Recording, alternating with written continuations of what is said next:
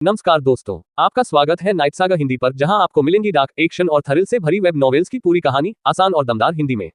हम इस चैनल पर अलग अलग वेब नॉवेल्स की स्टोरी को अपने शब्दों में समझाते और प्रस्तुत करते हैं, ताकि हिंदी दर्शक भी इन शानदार कहानियों का आनंद ले सकें। यहाँ आपको मिलेगा एक्शन, बदला, पावर, डार्क फैंटेसी और जबरदस्त प्लॉट ट्विस्ट का पूरा मजा। वार्निंग साइन डिस्क्लेमर, इस चैनल पर प्रस्तुत की जाने वाली सभी वेब नॉवेल्स हमारी स्वयं की रचनाएं नहीं है। इन नॉवेल्स के सभी कॉपीराइट और अधिकार उनके मूल लेखक एवं प्रकाशकों के पास सुरक्षित है। हम केवल इन कहानियों का एक्सप्लेनेशन, समरी, रिव्यू अपने शब्दों में प्रदान करते हैं, केवल मनोरंजन और शैक्षिकी उद्देश्य से।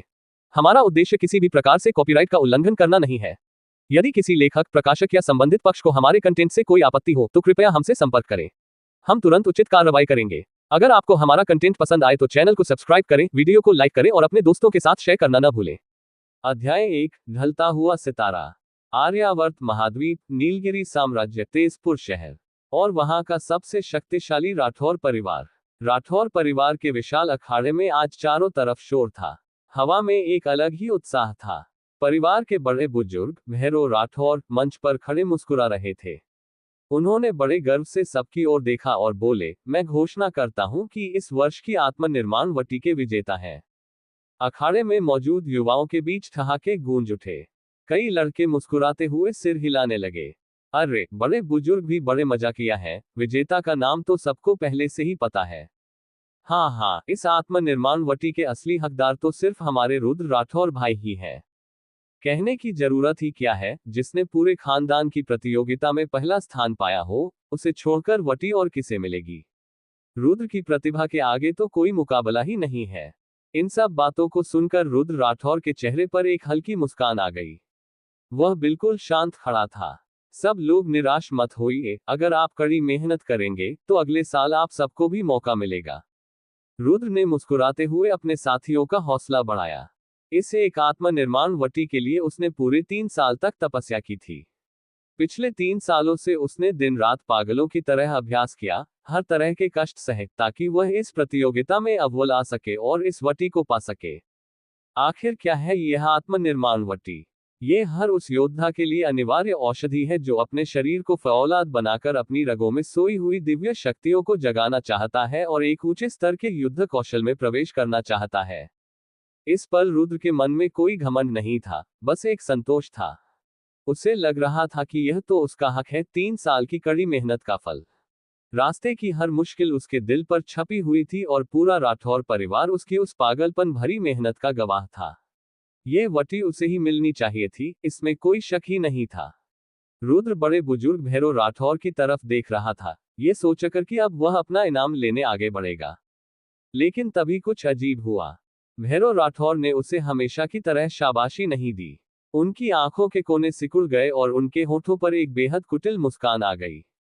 रुद्र को अचानक एक सिहरन महसूस हुई। उसके मन में न जाने क्यों एक बेचैनी होने लगी। बड़े बुजुर्ग भैरव राठौर की मुस्कान धीरे धीरे गायब हो गई और उनकी आंखें बर्फ की तरह ठंडी पड़ गईं। उन्होंने रुद्र की तरफ एक तिरस्कार भरी नजर डाली और अपनी आवाज को भारी करते हुए चिल्लाकर बोले, इस आत्मनिर्माण वटी का विजेता है आदित्य राठौर। अरे वाह, बधाई हो रुद्र भा। अरे यह क्या हुआ? आदित्य राठौर कैसे? धिक्कार है, ये रुद्र नहीं है। यह क्या माजरा है? आदित्य कैसे हो सकता है? क्या मैंने गलत सुना? आदित्य का नाम सुनते ही रुद्र की मुस्कान उसके चेहरे पर ही जम गई। जो लोग उसे बधाई देने वाले थे, उनके चेहरे शर्मिंदगी से लाल हो गए और वे सब सन रह गए। क्या बड़े बुजुर्ग ने नाम पढ़ने में गलती कर दी? अरे भाई, ये खानदान की सबसे बड़ी प्रतियोगिता है, कोई मजाक नहीं। नाम गलत कैसे हो सकता है? लेकिन ये कैसे हुआ? क्या आदित्य के पास पहले से ही वटिया नहीं थी? क्या उसका पेट अभी भी नहीं भरा? धीरे बोल, चुप हो जा। आदित्य बड़े बुजुर्ग का बेटा है। अगर उसने सुन लिया तो तेरा यहाँ रहना मुश्किल हो जाएगा। पूरे अखाड़े में कानाफूसी होने लगी और माहौल बड़ा ही अजीब और तनावपूर्ण हो गया। ये नतीजा सुनने के बाद रुद्र ने तुरंत कोई हंगामा नहीं किया। एक पल के लिए उसे भी लगा कि शायद बड़े बुजुर्ग मजाक कर रहे हैं। लेकिन भैरव राठौर की उन नफरत भरी आंखों और चेहरे के अपमानजनक भाव ने उसके भ्रम को तोड़ दिया। यह मामला इतना सीधा नहीं था। बड़े बुजुर्ग, प्रतियोगिता के नियमों के अनुसार मैंने पहला स्थान हासिल किया है, तो क्या यह आत्मनिर्माण वटी मेरी नहीं होनी चाहिए? रुद्र ने माथे पर बल डालते हुए भारी आवाज में पूछा। इतने बड़े धोखे के बावजूद उसने अपना आपा नहीं खोया। उसकी आवाज में आत्मविश्वास था। राठौर परिवार के कई युवाओं को भी यही लग रहा था कि रुद्र के साथ नाइंसाफी हो रही है। भैरव राठौर ने अपना सिर हिलाया और रुद्र की तरफ ऐसे देखा जैसे वह कोई अजनबी हो। उनकी आवाज पत्थर जैसी ठंडी थी। भीड़ में फुसफुसाहट बढ़ गई। लोग डर के मारे धीरे धीरे रुद्र से दूर होने लगे। देखते ही देखते रुद्र के आसपास की जगह खाली हो गई। वो रुद्र, जो अभी कुछ देर पहले सितारों के बीच चांद की तरह चमक रहा था, अचानक भीड़ में बिल्कुल अकेला पड़ गया। आखिर क्यों? रुद्र को यकीन नहीं हो रहा था। उसने चिल्लाकर वजह पूछी। उसी समय अखाड़े में हवा का एक ठंडा झोंका आया। ढलते सूरज की लाल किरणें रुद्र की लंबी परछाई जमीन पर बना रही थी। वह परछाई सबसे अलग दिख रही थी, अकेली, उदास और बेबस। पूरे मैदान में ऐसी खामोशी छा गई कि अगर एक सुई भी गिरती तो उसकी आवाज सुनाई देती। रुद्र की तरह बाकी सब भी बड़े बुजुर्ग के जवाब का इंतजार कर रहे थे। क्यों? भैरव राठौर ने उपहास उड़ाते हुए कहा, बड़ा अच्छा सवाल है। सबकी सांसें थम गईं। भैरव राठौर ने अपना सिर थोड़ा ऊपर उठाया और दहाड़ते हुए बोले, क्योंकि एक कचरे को आत्मनिर्माण वटी पाने का कोई अधिकार नहीं है। यह सुनते ही सबके होश उड़ गए। क्या कचरा? रुद्र तो इतना प्रतिभावान है, उसने प्रतियोगिता में सबको धूल चटाई है। वह कचरा कैसे हो सकता है? यह तो सरासर नाइंसाफी है। अखाड़े में मौजूद लोग एक दूसरे की शक्ल देखने लगे। रुद्र इस परिवार का वो नायाब हीरा था जिसे सब जीनियस मानते थे। उसने कम उम्र में ही वो सब सीख लिया था जिसे सीखने में लोगों की उम्र निकल जाती है। अगर ऐसा इंसान कचरा है तो फिर इस दुनिया में कोई भी काबिल नहीं है। भैरव राठौर का जवाब किसी के गले नहीं उतर रहा था। भले ही आप रुद्र को दबाना चाहते हो, पर कोई ढंग का कारण तो देते। रुद्र ने यह सुनकर अपना सिर झटके से पीछे किया और उसकी आंखों में बिजली जैसी चमक आ गई। कचरा? यह तो इस सदी का सबसे बड़ा जोक था। भैरव राठौर परिवार का बड़ा बुजुर्ग होने के नाते, भले ही आप अपने बेटे का फायदा कराना चाहते हो, पर क्या आप इतने नीचे गिर जाएंगे? क्या आप इतने घटिया तरीके अपनाएंगे? भैरव राठौर को यह सुनकर जरा भी शर्म नहीं आई, बल्कि वह और भी जोर से ठहाके लगाकर हंसने लगे। हा हा हा हा, रुद्र राठौर, तुम गलत फहमी में हो। मैंने कह दिया कि तुम कचरा हो तो मतलब तुम कचरा ही हो। अगर मैं यह वटी तुम्हें दे भी दूं तो भी तुम्हारे अंदर की कोई शक्ति नहीं जागेगी।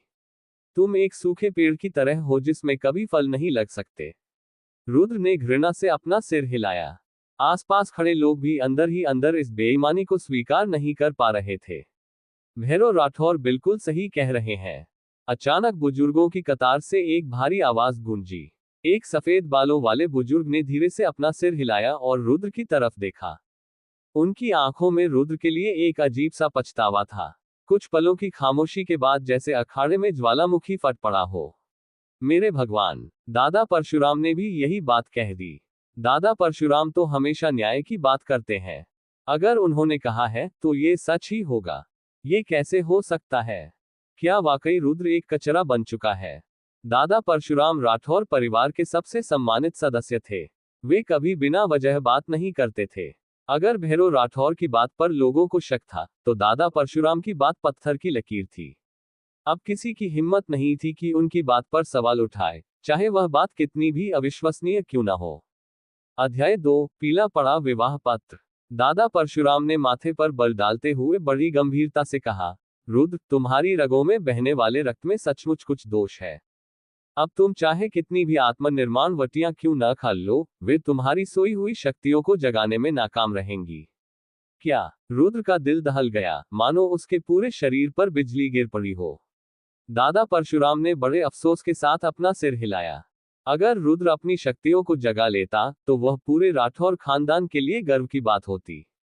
उसकी प्रतिभा को देखते हुए, अगर वह सबसे साधारण नीलम रक्त वाली शक्ति भी जगा पाता तो भी वह भविष्य में एक महान योद्धा बनता।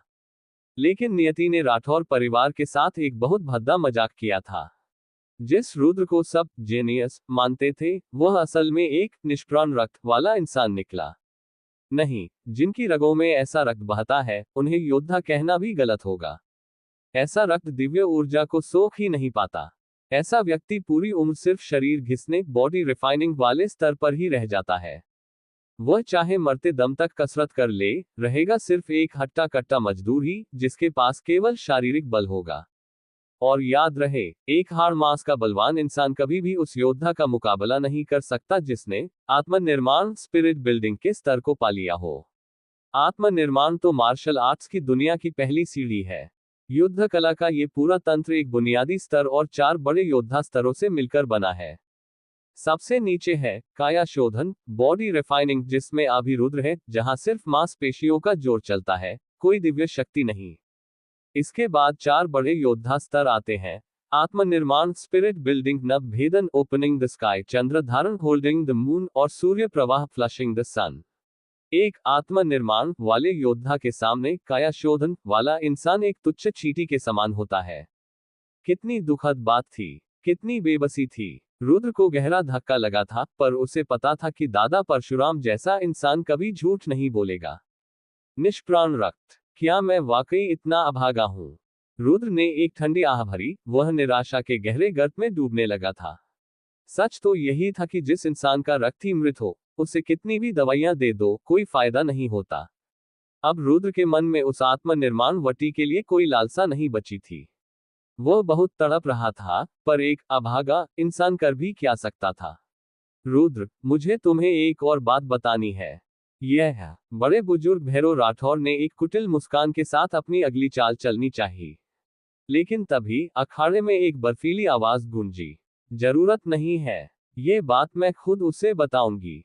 लाल रंग के शाही लिबास में एक युवती अखाड़े के बीचों बीच आ खड़ी हुई। वह इतनी खूबसूरत थी कि जो उसे एक बार देख ले, वो अपनी सुध बुध खो बैठे। गोरा रंग, हिरनी जैसी आंखें, लाल होंठ और एक गजब का व्यक्तित्व। वहां मौजूद कोई भी इंसान उसके लिए अजनबी नहीं था, क्योंकि वह कोई और नहीं, रुद्र राठौर की मंगेतर अनन्या वर्मा थी। उसे वहां देखकर सब हैरान रह गए। अनन्या वर्मा यहाँ क्या कर रही है? इस वक्त उसका यहाँ आना किसी खतरे की घंटी से कम नहीं है। मुझे तो लगता है वह रिश्ता तोड़ने आए है। नहीं यार, रुद्र को अभी अभी इतना बड़ा झटका लगा है। अगर रिश्ता भी टूट गया तो बेचारा पागल हो जाएगा। बसंत का मौसम होने के बावजूद अखाड़े में एक अजीब सी ठंडक फैल गई थी। सबकी नजरें अनन्या पर थीं। माहौल इतना भारी हो गया था मानो खून जम गया हो। खासकर रुद्र को ऐसा महसूस हुआ जैसे वह किसी बर्फ के गड्ढे में गिर गया हो। उसके दिल से उठी एक कसक उसकी पूरी पीठ को ठंडा कर गई। अनन्या, तुम यहाँ कैसे? रुद्र की आंखों में अथाह प्यार था, पर उसका मन बहुत अशांत था। रुद्र और अनन्या बचपन के साथी थे। बहुत पहले ही उनका रिश्ता तय हो गया था। अगर सब ठीक रहता तो जल्द ही उनकी शादी होने वाली थी। पर आज जो हुआ, उसके बाद क्या अनन्या उसका साथ निभाएगी? आज की अनन्या पहले जैसी नहीं थी। न तो वो चंचलता थी, न वो मासूमियत, और न ही वो प्यार की गर्माहट। उसकी आंखों में आज सिर्फ बेरुखी, नफरत और एक अजीब सा घमंड था। तुमने मेरा नाम लिया, रुद्र राठौर। मैं तुम्हें साफ बता दूं, आज के बाद मैं तुम्हारी मंगेतर नहीं हूं। हमारा रिश्ता यहीं खत्म होता है। उसके होठों से निकले ये शब्द किसी अजनबी के लिए बोले गए शब्दों जैसे थे। ये रुद्र के लिए दूसरा और उससे भी बड़ा प्रहार था। हाँ, तो क्या ये सच है? रुद्र ने एक दर्द भरी मुस्कान के साथ अपना सिर हिलाया। उसका दिल टूटकर बिखर चुका था। कचरा तो आखिर कचरा ही होता है, ऐसी हालत में भी हंस रहे हो।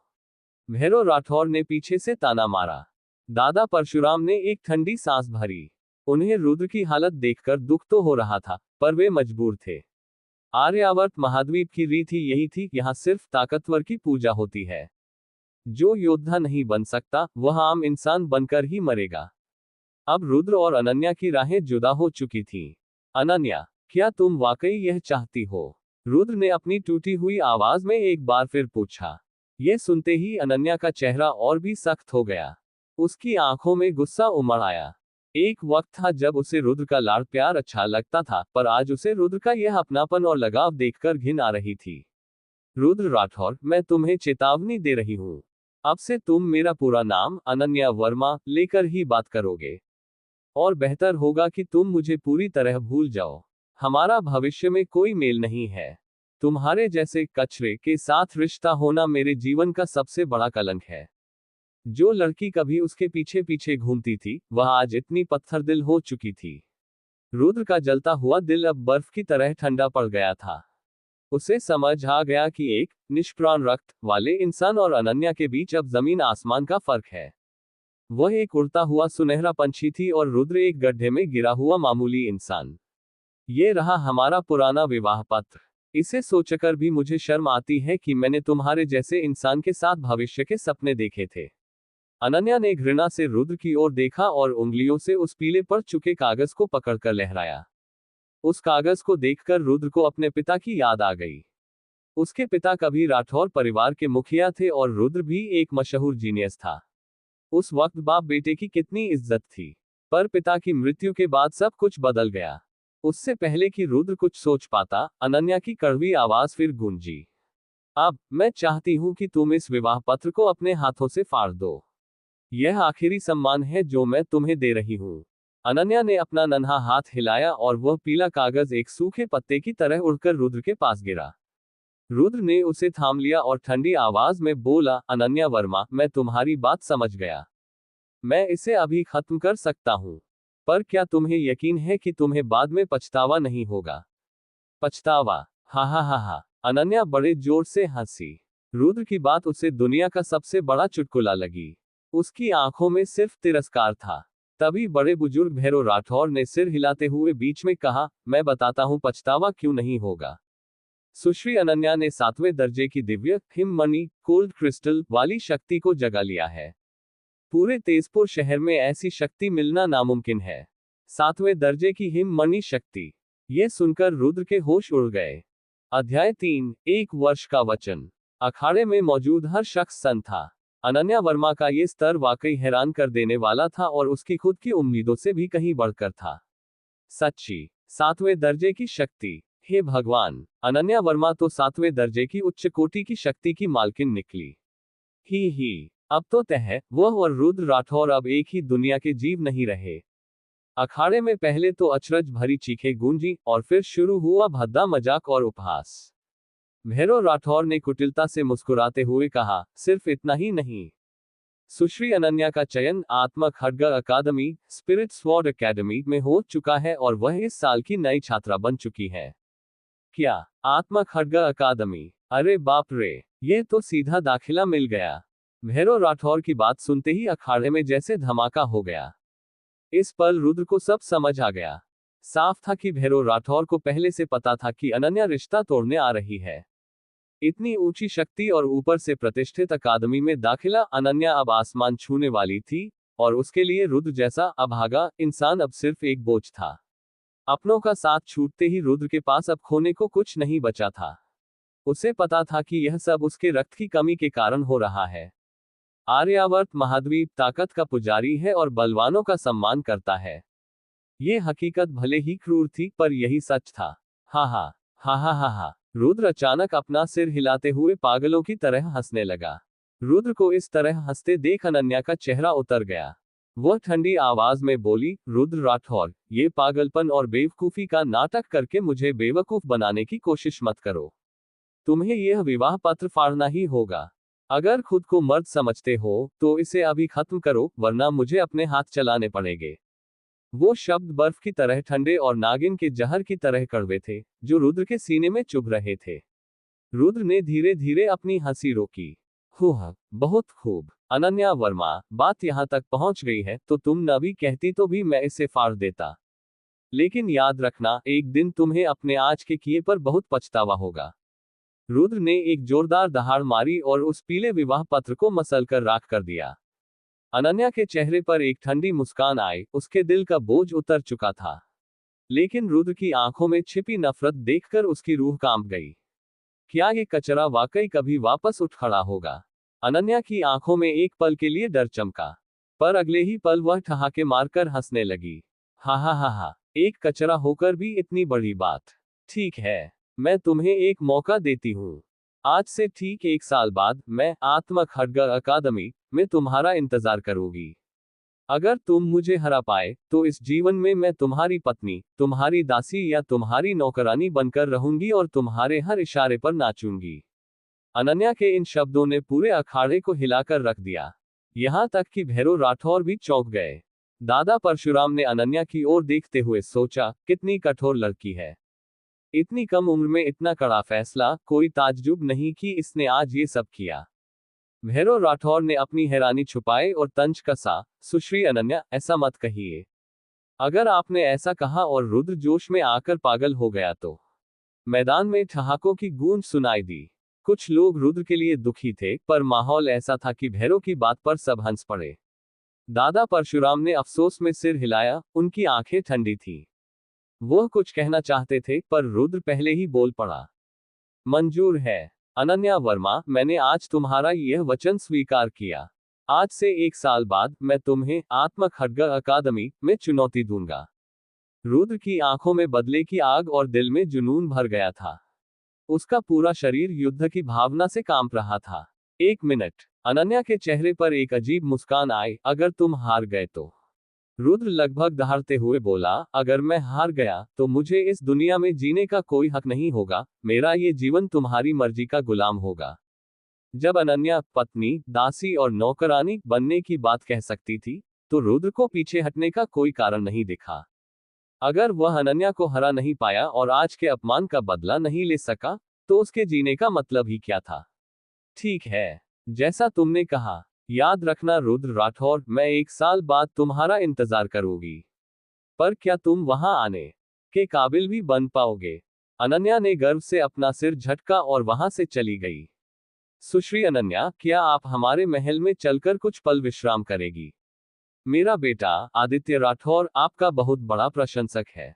भैरव राठौर ने इस होनहार लड़की को मक्खन लगाने का मौका नहीं छोड़ा। जरूरत नहीं है। और हाँ, धन्यवाद बड़े बुजुर्ग, जो आपने मुझे इसके निष्प्राण रक्त के बारे में बता दिया, वरना मैं तो इस कचरे के धोखे में ही रहती। अनन्या ने बिना पीछे मुड़े जवाब दिया। अब उसकी नजरों में ये छोटा सा राठौर परिवार कुछ भी नहीं था। उसके लिए आदित्य जैसे लड़के भी आसमान छूने की चाह रखने वाले मेढक की तरह थे।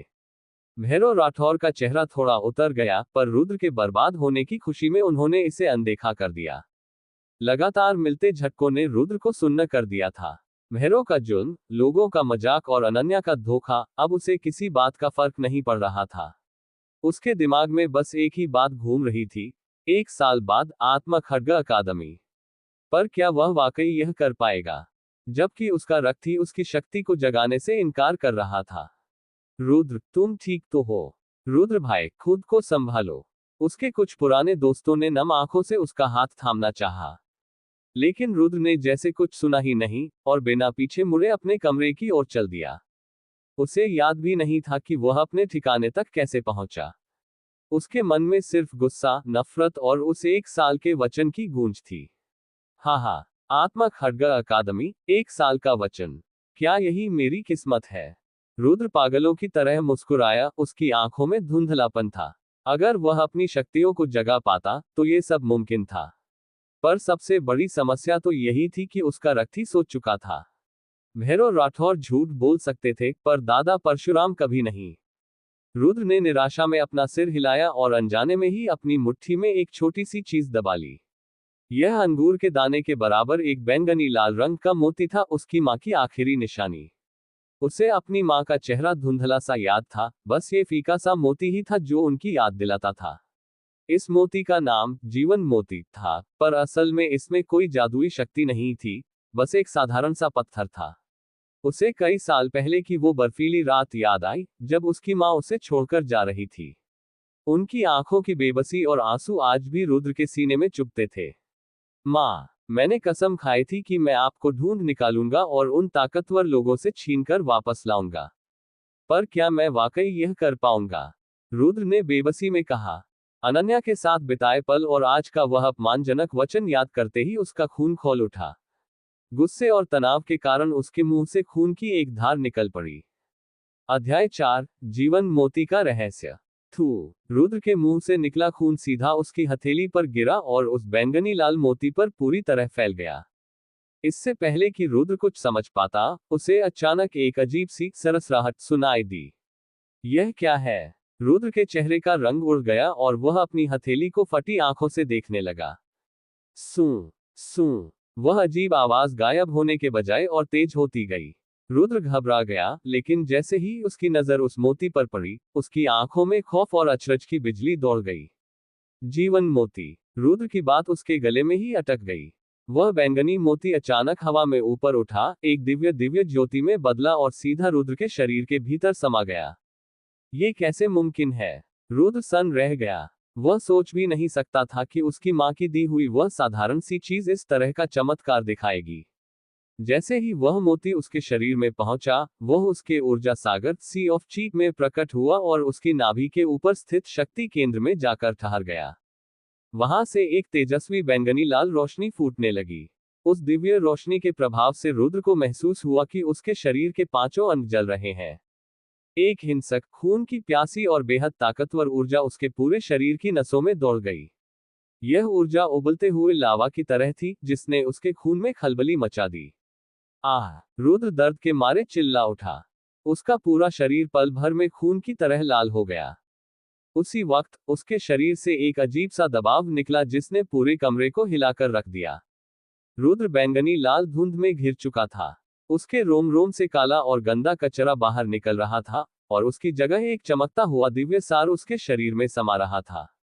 अचानक अखाड़े के बाहर तेज हवा चलने लगी। प्रकृति की सारी ऊर्जा दरवाजों और खिड़कियों की दरारों से होती हुई कमरे में घुसने लगी और उस बैंगनी रोशनी के साथ मिलकर रुद्र के भीतर समाने लगी। ये सिलसिला आधे घंटे तक चला, पर किस्मत से उस सुनसान कोने में किसी की नजर इस चमत्कार पर नहीं पड़ी। आधे घंटे बाद रुद्र का शरीर शांत हुआ। उसका पूरा शरीर गहरे लाल रंग की गंदगी से सना हुआ था, कपड़े भीग चुके थे और पूरे कमरे में एक तीखी खटास वाली गंध भर गई थी। लेकिन अब रुद्र की आंखों में पहले जैसी हताशा नहीं थी। उसकी पूरी शख्सियत ही बदल चुकी थी। उसकी आंखों में एक अजीब सी चमक थी, तेज और हमलावर। उसकी सांसों में अब गजब की शक्ति थी। जैसे ही वह मोती उसके शरीर में स्थापित हुआ, रुद्र का स्तर काया शोधन की ऊंचाइयों को पार कर सीधा आत्मनिर्माण स्पिरिट बिल्डिंग रेल्म के स्तर पर पहुंच गया। उसके शरीर में एक ऐसी ताकत आ गई थी जो उसने पहले कभी महसूस नहीं की थी। रुद्र ने अपनी मुट्ठियां कसी और अपने भीतर जागती हुई रक्त शक्ति को महसूस किया। ये चमत्कार कैसे हुआ? वह बुदबुदाया। हालांकि उस मोती के शरीर में प्रवेश ने उसे मौत जैसा दर्द दिया था, लेकिन उसने हार नहीं मानी। और अब वह ये जानकर फूला नहीं समा रहा था कि उसकी रक्त शक्ति ब्लड लाइन जाग चुकी है। उसे अब समझ आया कि यह उसकी मां का दिया हुआ असली उपहार था। पर इस पल रुद्र बहुत ज्यादा खुश नहीं था, बल्कि वह कुछ सोच रहा था। अगर यह बदलाव सिर्फ एक दिन पहले हो जाता, तो आज जो अपमान हुआ वह कभी ना होता। रुद्र ने सिर हिलाकर एक लंबी सांस ली, पर उसे अब कोई पछतावा नहीं था। अगर वह एक दिन पहले अपनी शक्तियां पा लेता, तो वह शायद कभी भैरव राठौर और अनन्या वर्मा का असली चेहरा नहीं देख पाता। भैरव राठौर, मुझे लगता है कि तुम्हें बहुत बड़ी निराशा होने वाली है। मैं कचरा बनने के बजाय इस अद्भुत तरीके से जाग उठा हूं। अनन्या वर्मा, उस 1 साल के वचन के लिए तैयार रहना। रुद्र की आंखों में अंगारे दहक उठे। उसका युद्ध कौशल तो पहले से ही राठौर परिवार के युवाओं में सबसे बेहतर था। अब रक्त शक्ति जागने के बाद उसकी ताकत का अंदाजा लगाना भी मुश्किल था। देखता हूं अब मुझमें कितनी जान है। रुद्र मुस्कुराया। शक्तियां जागने से पहले काया शोधन के शिखर पर उसकी ताकत 1600 किलोग्राम थी, जो उसकी उम्र के हिसाब से बेहतरीन थी। कायदे से आत्मनिर्माण स्तर पर पहुंचने के बाद उसकी ताकत 3000 किलोग्राम के आसपास होनी चाहिए थी। लेकिन उसे महसूस हो रहा था कि उसकी शक्ति इससे कहीं ज्यादा है। रुद्र अखाड़े में जाकर अपनी ताकत आजमाना चाहता था, पर जैसे ही उसने अपनी हालत देखी, उसके माथे पर बल पड़ गए। छी! कितनी गंदी बदबू आ रही है। रुद्र को खुद से ही घिन आने लगी। हालांकि वह जानता था कि यह उसके शरीर से निकला हुआ कचरा है और यह एक अच्छा संकेत है, फिर भी उसने नाक सिकोड़ी। उसने तुरंत अपने गंदे कपड़े उतारे और भीतर के कमरे में रखे स्नान कुंड में कूद गया। आह! कितना सुकून है! रुद्र खुशी से चिल्लाया। तभी उसे कुछ अजीब लगा। नहीं, रुद्र का चेहरा अचानक बदल गया और उसका दिल घबराहट से भर गया। आमतौर पर जब किसी की रक्त शक्ति जागती है, तो उसे अपनी खास प्रतिभा, ब्लड लाइन टैलेंट का पता चल जाता है। लेकिन रुद्र के साथ ऐसा नहीं हुआ था। उसकी शक्तियां तो जाग गई थीं, पर उसकी विशिष्ट प्रतिभा अभी भी छिपी हुई थी। उसने अपनी आंखें बंद की और अपने भीतर झांका। वह बैंगनी मोती अब थोड़ा फीका पड़ गया था और उसके ऊर्जा केंद्र में शांत पड़ा था। रुद्र ने अपना सारा मानसिक बल लगा दिया, पर वह मोती टस से मज नहीं हुआ। ऐसा लग रहा था मानो रुद्र के शरीर को बदलने के बाद वह मोती अब गहरी नींद में सो गया है। मेरी माँ का दिया हुआ ये बैंगनी मोती आखिर कौन सा खजाना है, और इसमें इतनी खौफनाक ताकत कहाँ से आई? रुद्र के मन में ढेरों सवाल थे और उतनी ही उम्मीदें भी। उसे एहसास हुआ कि इस मोती का काम सिर्फ उसकी शक्तियों को जगाना नहीं था, बल्कि कुछ और भी था जो अभी सामने आना बाकी था। रुद्र फिर से चौंक गया। उसने अभी अभी जो अपनी रक्त शक्ति उस मोती में डाली थी, वह वापस नहीं आई। अच्छा, तो ये बात है। रुद्र ने जोश में आकर अपनी और भी शक्ति उस मोती में झोंक दी। जल्द ही वह मोती फिर से चमकने लगा, लेकिन वह पूरी तरह जागने से अभी बहुत दूर था। इतनी सी कोशिश ने ही रुद्र को थका दिया। उसका शरीर अभी अभी बदला था और उसकी ऊर्जा खाली थी। धिक्कार है! रुद्र गुस्से में चिल्लाया। वह मोती पर नहीं, बल्कि भैरव राठौर पर चिल्ला रहा था, जिसने उसकी आत्मनिर्माण वटी छीन ली थी। अगर वह वटी आज उसके पास होती, तो वह तुरंत अपनी ऊर्जा वापस पा लेता। पर अगले ही पल वह पागलों की तरह हंसने लगा। उसकी शक्तियां जाग चुकी थीं, अब उस मामूली वटी की उसे कोई जरूरत नहीं थी। हा हा हा हा! रुद्र ने हंसते हुए सिर हिलाया। सच कहूं तो मुझे भैरव राठौर और अनन्या वर्मा का शुक्रिया अदा करना चाहिए। अगर उन्होंने वो नीच हरकतें न की होती, तो शायद मैं कभी इस जीवन मोती के राज को नहीं जान पाता। रुद्र की आंखों में अब बर्फीली ठंडक उतर आई थी। उसकी शख्सियत से ऐसी ठंडी लहर निकली कि स्नान कुंड का गर्म पानी पल भर में बर्फ जैसा ठंडा हो गया। ओह! रुद्र खुद भी इस बदलाव से हैरान रह गया।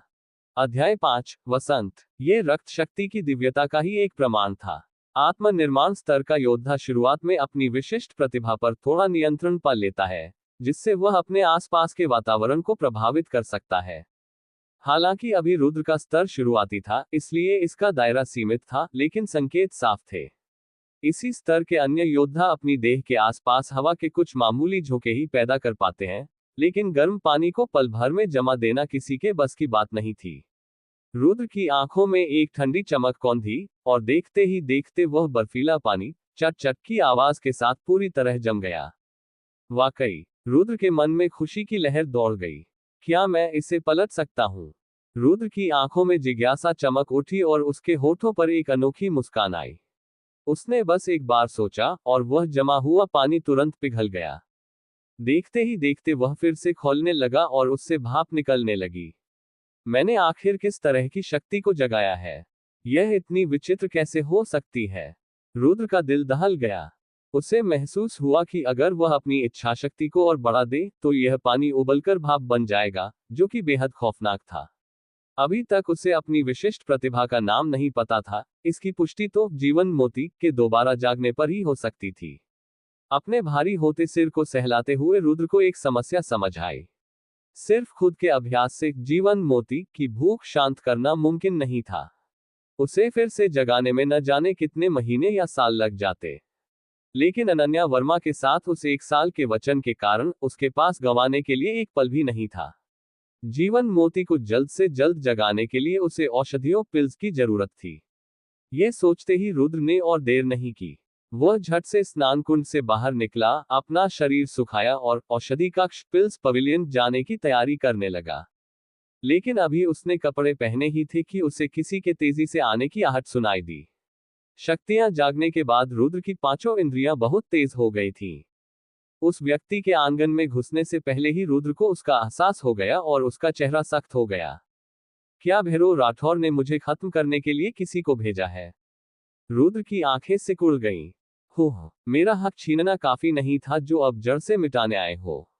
रुद्र ने दांत पीसते हुए मन ही मन खुद को तैयार किया। अगले ही पल वह व्यक्ति दरवाजे पर आ पहुंचा।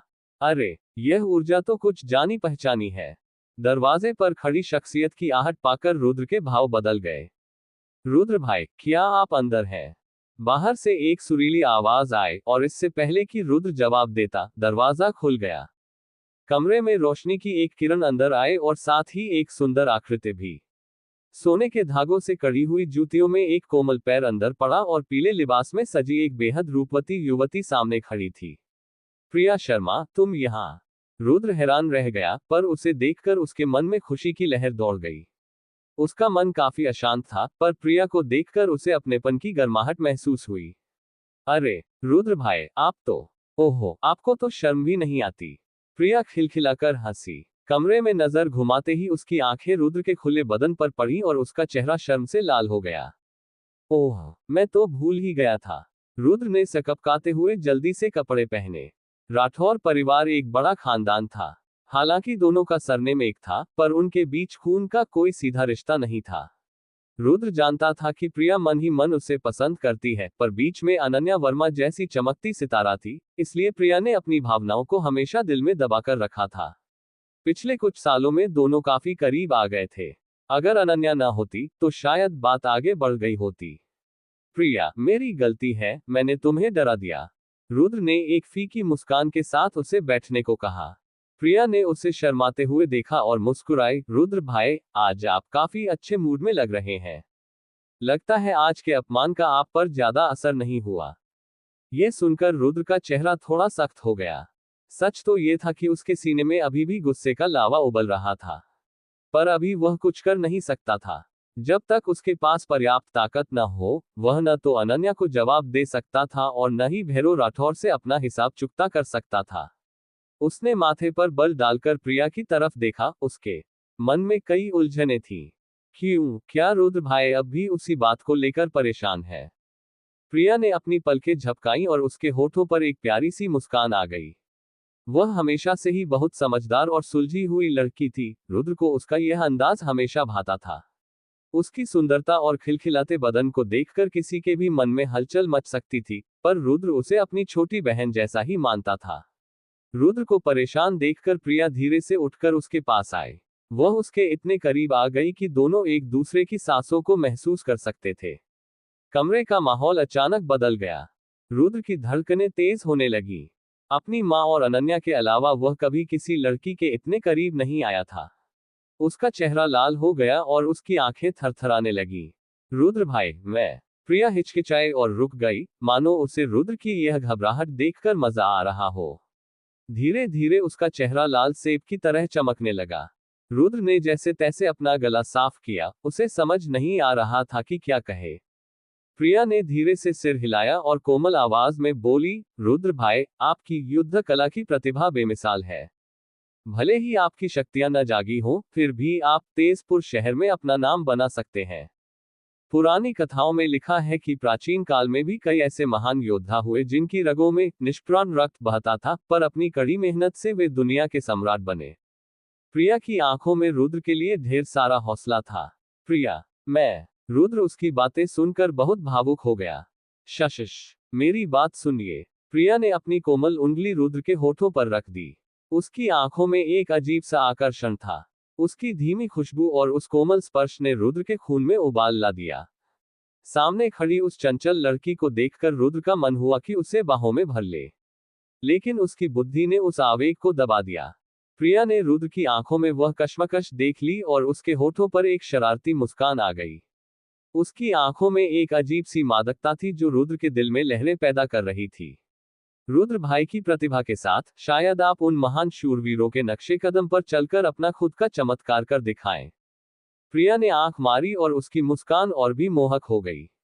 रुद्र ने एक गहरी सांस ली। उसने प्रिया का हाथ थामना चाहा, पर वह पीछे हट गई। प्रिया धीरे से हंसी और अपनी उंगली हटा ली। रुद्र ने खुद को संभाला और बेहद गंभीर होकर बोला, प्रिया, सच तो यह है कि मैं पहले ही। इससे पहले कि रुद्र अपनी बात पूरी करता, प्रिया फिर से बड़े ही प्यार से मुस्कुरा दी। अध्याय 6, निष्प्राण कचरा। ही, सच तो यह है कि तुम बस एक मरे हुए कचरे के समान हो। भला तुम क्या चमत्कार करोगे? क्या तुम ये क्या कह रही हो? रुद्र ने अविश्वास के साथ माथा सिकोड़ा और उसके चेहरे का रंग उड़ गया। यह बदलाव इतनी अचानक हुआ कि रुद्र पूरी तरह से चौंक गया। प्रिया शर्मा की वह प्यारी मुस्कान अचानक गायब हो गई और उसकी आंखों में एक बर्फीली चमक उतर आई। मैंने कहा, तुम सिर्फ एक मरे हुए कचरे हो। इससे पहले कि रुद्र कुछ कह पाता, प्रिया एक तीखी चीख के साथ झपटी और अपना हाथ रुद्र की गर्दन की ओर चलाया। सू, एक ठंडी रोशनी चमकी और एक धारदार खंजर पलक झपकते ही रुद्र के गले के करीब पहुंच गया। उस नाजुक पल में रुद्र की चेतना जागी और वो बिजली की तेजी से पीछे की ओर झुका। तड़ाक! उसके नीचे रखी शीशम की कुर्सी चकनाचूर हो गई। रुद्र एक तोप के गोले की तरह पीछे की ओर उछला और पीछे की दीवार से जा टकराया। धिक्कार है! निशाना चूक गया। प्रिया का चेहरा गुस्से से उतर गया और उसने नफरत से कोसा। उसकी इस चाल का मकसद रुद्र को जान से मारना नहीं तो कम से कम इतना घायल करना था कि वह पूरी उम्र के लिए अपाहिज हो जाए। लेकिन उसने कभी सपने में भी नहीं सोचा था कि एक के बाद एक सदमे झेलने वाला रुद्र उसके मोहक जाल में फंसने के बावजूद इतनी तेजी से प्रतिक्रिया देगा और उसके घातक हमले से बच निकलेगा। नामुमकिन। जब तक उसने अपनी शक्तियों को जगाकर आत्मनिर्माण स्तर को न पा लिया हो, वह इतना तेज नहीं हो सकता। प्रिया की आंखों में शक की लहर दौड़ी। इससे पहले कि रुद्र खुद को संभाल पाता, वह फिर से आगे बढ़ी। सू! वह एक तेज आंधी की तरह रुद्र के सामने आ खूंदी। उस समय रुद्र ने अपनी पूरी जान लगाकर खुद को हमले से बचाया था। टक्कर इतनी जोरदार थी कि उसका सिर अभी भी चकरा रहा था। लेकिन सामने मौत को खड़ा देख उसे मजबूरी में मुकाबला करना पड़ा। प्रिया की योग्यता भी कम नहीं थी। वह काया शोधन के शिखर पर थी और राठौर परिवार के युवाओं में अव्वल मानी जाती थी। अगर उसे जरा भी मौका मिलता तो परिणाम भयानक हो सकते थे। रुद्र दहाड़ा, उसने बगल की लकड़ी की मेज को तोड़ा और लुढ़कते हुए कुछ दूरी पर खड़ा हो गया। क्यों? रुद्र ने गरजते हुए पूछा। उसका चेहरा क्रोध से लाल और कठोर हो गया था। उसके दिल में गुस्सा उबल रहा था, क्या सिर्फ इसलिए कि उसकी शक्तियां नहीं जागी, पूरा राठौर परिवार उसे जान से मार देना चाहता है। यहां तक कि प्रिया, जिसे वह अपनी बहन जैसा मानता था, वह भी इतनी क्रूर और पत्थरदिल हो गई।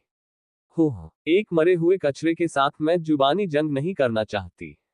प्रिया चिल्लाए और फिर से हमला किया। उसने राठौर परिवार की खास लचीली काया वीक विलो बॉडी टेक्निक का इस्तेमाल किया। उस छोटे से कमरे में वह पानी की मछली की तरह यहां वहां लहरा रही थी। एक ठंडी रोशनी बिजली की तरह फिर चमकी। रुद्र का सिर बाल बाल बचा, लेकिन खंजर उसकी कान की लौ को चीरता हुआ निकल गया। उसके कान के पास के बालों का एक गुच्छा कटकर धीरे से जमीन पर गिर पड़ा। अब जाकर रुद्र की सारी उम्मीदें खत्म हो गई। प्रिया सच में उसे मारना चाहती थी। अगर वह अभी जरा भी देर करता, तो या तो वह मर जाता या गंभीर रूप से घायल हो जाता। अन्याय की भी हद होती है। रुद्र पूरी तरह आग बबूला हो गया। वह एक खूंखार शिकारी जानवर की तरह दिखने लगा, उसके शरीर से एक भयानक ऊर्जा निकलने लगी। प्रिया ये देखकर कांप गई। वह हमला करने ही वाली थी, लेकिन रुद्र के बदलते तेवर देखकर वह अनजाने में ही कटे हुए बालों के गुच्छे को पकड़कर पीछे हट गई। आखिरकार, भले ही रुद्र की शक्तियां न जागी हों, पर उसकी युद्ध कला बेमिसाल थी। उसने अभी अभी प्रतियोगिता जीती थी, अगर उसे मौका मिलता तो वह भारी पड़ता। प्रिया 2 कदम पीछे हटी और अपने हाथ में पकड़े कटे हुए बालों को देखकर मुस्कुराई। हाँ, भले ही मैं तुम्हें चोट नहीं पहुंचा पाई, पर मेरा मकसद पूरा हो गया। प्रिया ने संतुष्टि के साथ सिर हिलाया। रुद्र उसे नफरत भरी नजरों से देख रहा था। ये सब क्यों? क्या सिर्फ इसलिए कि मेरी शक्तियां नहीं जागी? क्या सालों का भाईचारा और अपनापन सिर्फ एक शक्ति के लिए बदल गया? रुद्र को समझ नहीं आ रहा था कि उसकी शक्तियों का प्रिया से क्या लेना देना, जो वह उसकी हत्या पर उतारू हो गई। प्रिया ने तिरस्कार से रुद्र की ओर देखा, जैसे वह किसी अजनबी को देख रही हो। तुम्हें बता ही देती हूँ। आदित्य राठौर ने वादा किया है कि अगर मैं तुम पर हमला करके तुम्हारी कोई भी चीज ले आऊं, तो वह मुझे आत्मनिर्माण वटी देगा। हालांकि मैं तुम्हें घायल नहीं कर पाई, पर ये बाल ही काफी है। प्रिया ने उन बालों को हवा में लहराया और घृणा से मुस्कुराई। फिर से वही आत्मनिर्माण वटी। रुद्र ने दांत पीसते हुए कहा। इसी एक वटी की वजह से उसकी किस्मत पलट गई थी। पहले भैरव राठौर ने उसका हक छीना, फिर अनन्या ने रिश्ता तोड़ा, और अब प्रिया ने धोखा दिया। हा हा हा हा हा हा। रुद्र जोर से हंसा, उसकी हंसी में एक अधिकार और एक अकेलापन था। उसका तेवर देखकर प्रिया का मन डोल गया। उसे लगा कि सामने खड़ा शख्स कोई टूटा हुआ इंसान नहीं, बल्कि वही पुराना ऊर्जावान जीनियस लड़का है। पर उसने तुरंत अपना मन बदला और ताना मारा। कचरा तो कचरा ही रहेगा। तुम चाहे मरते दम तक अभ्यास कर लो, रहोगे कचरा ही। प्रिया मुड़ी और जाने लगी। अगर कोई मुझे नहीं छेड़ेगा, तो मैं भी उसे नहीं छेड़ूंगा। पर अगर किसी ने सीमा पार की। रुद्र का चेहरा काला पड़ गया और उसकी आंखों में बर्फ सी ठंडक आ गई। जाना चाहती हो? इतना आसान नहीं है। रुद्र दहाड़ा और एक तेज हवा के झोंके की तरह प्रिया के बगल में जा पहुंचा।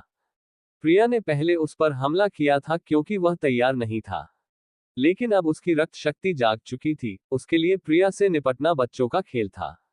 प्रिया का चेहरा डर से पीला पड़ गया। उसने बिना सोचे समझे अपना दाहिना हाथ बिजली की तरह पीछे घुमाया। उसकी आस्तीन से एक धारदार खंजर बाहर निकला। सूं, एक तीखी आवाज के साथ वह खंजर रुद्र के चेहरे की ओर बढ़ा। मामूली कीड़े। रुद्र ठंडी हंसी हंसा और उसने अपनी सिर्फ 2 उंगलियों से उस उड़ते हुए खंजर को बीच में ही दबोच लिया। कड़क। रुद्र ने ताकत लगाए और वह खंजर 2 टुकड़ों में टूट गया। आह! प्रिया चीख उठी। खंजर टूटने के झटके से उसका दाहिना हाथ सुन्न हो गया और उसने टूटा हुआ हथियार वहीं फेंक दिया। धप! रुद्र ने प्रिया की पीठ पर एक जोरदार प्रहार किया, जिससे वह कई फीट दूर जा गिरी। थू! प्रिया के मुंह से खून निकला और उसका चेहरा सफेद पड़ गया। असंभव! जब तुम्हारी शक्तियां जागी ही नहीं, तो तुम में इतनी ताकत कहां से आई? प्रिया की आंखों में दहशत थी। भले ही उसकी ताकत रुद्र जितनी न हो, पर इतना बड़ा अंतर कैसे हो सकता था कि उसने एक ही वार में उसे धूल चटा दी। रुद्र को उसे सफाई देने की कोई जरूरत नहीं लगी। वह ऐसे धोखेबाजों से बात नहीं करना चाहता था। भले ही मेरी शक्तियां न जागी हों, पर मैं इतना भी गिरा हुआ नहीं कि तुम्हारे जैसे लोग मेरा अपमान करें। रुद्र ने ठंडी आवाज में कहा। अध्याय 7, औषधि कक्ष।